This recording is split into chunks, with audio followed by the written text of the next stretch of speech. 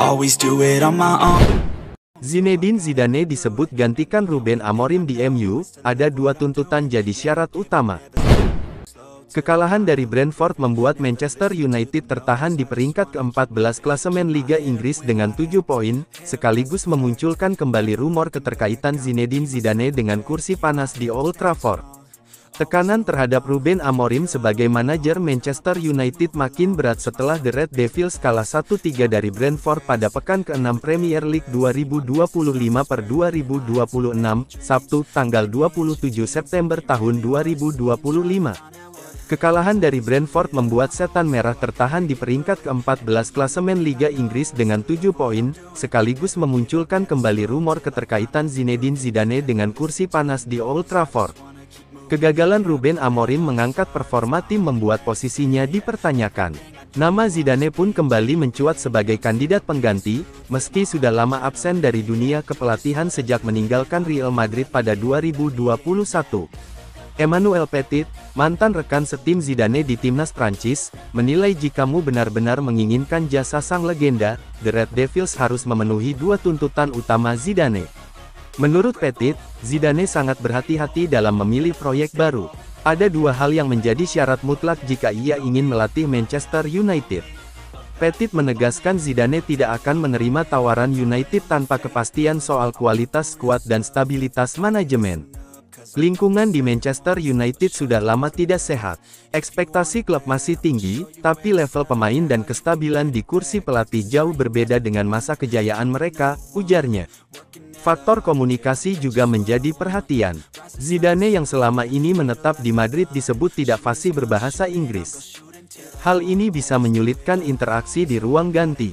Komunikasi sangat penting di ruang ganti.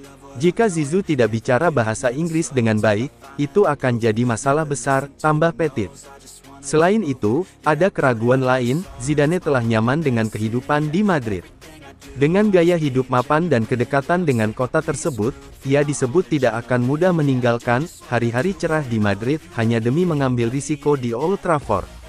Sementara Manchester United kini berada dalam dilema. Amorim terus gagal memberi kestabilan, sementara Zidane yang dianggap kandidat ideal, tidak mudah diyakinkan untuk kembali ke dunia kepelatihan. Kalau Zidane benar-benar mengambil pekerjaan ini, berarti ia sudah punya solusi. Namun, untuk saat ini, saya tidak yakin ada banyak orang yang punya jawaban untuk mengubah situasi di Manchester United.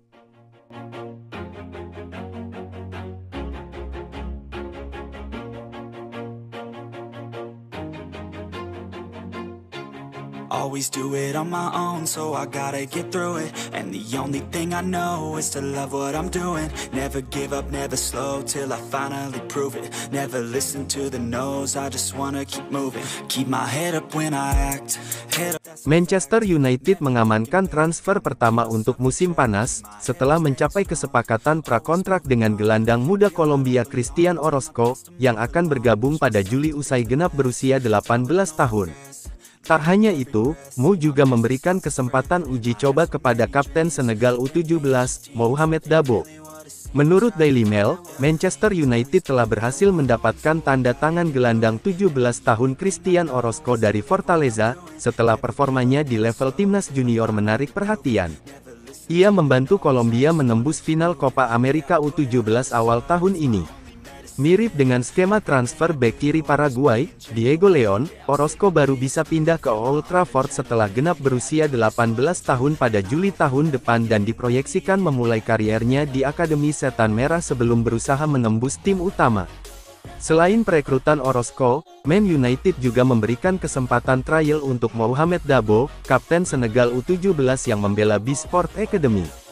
Dabo dinilai memiliki jiwa kepemimpinan dan potensi berkembang menjadi pemain inti di masa depan. Upaya pencarian bakat setan merah di Afrika sebelumnya sudah melahirkan rekrutan seperti gelandang Mali Sekau Kone yang tiba di Manchester tahun lalu.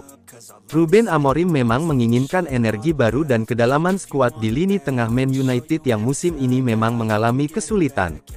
Manuel Ugarte dan Kobbie Mainoo belum stabil, sementara Bruno Fernandes kerap digeser dari posisi terbaiknya.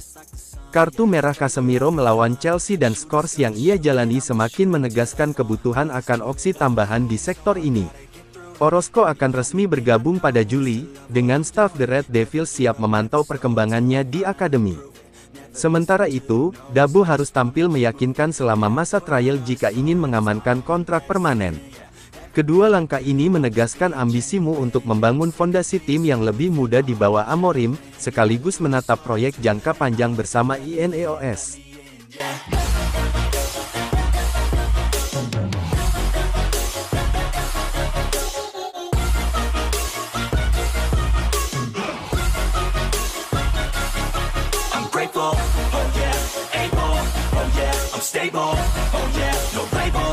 Man United dibabat Brentford, Amorim salahkan satu pemain, dia merugikan kami.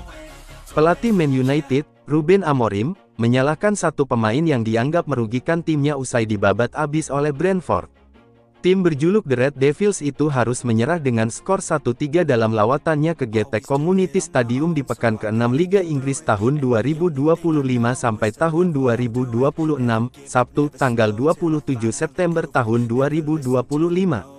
Di laga tersebut, Man United harus tertinggal lebih dulu di menit ke-8 lewat sepakan keras kaki kiri Igor Thiago. Penyerang asal Brasil itu kemudian mencetak gol keduanya di laga ini dan membawa Brentford menjauh pada menit ke-20 memanfaatkan bola liar di muka gawang.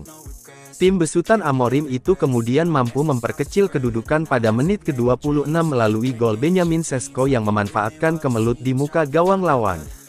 Setelah tertinggal di babak pertama, tim tamu sejatinya berpeluang menyamakan kedudukan pada menit ke-76 lewat penalti Bruno Fernandes. Nahas, kapten United gagal menuntaskan tugasnya usai eksekusinya mampu dibaca dengan baik oleh Kaim Min ke leher. Jelang bubaran, tuan rumah mampu memperlebar jarak lewat gol sepakan jarak jauh Matthias Jensen dan membuat laga berkesudahan 3-1. Kekalahan ini pun membuat Amorim buka suara dan menyebut ada satu pemainnya yang jadi kambing hitam dari hasil ini.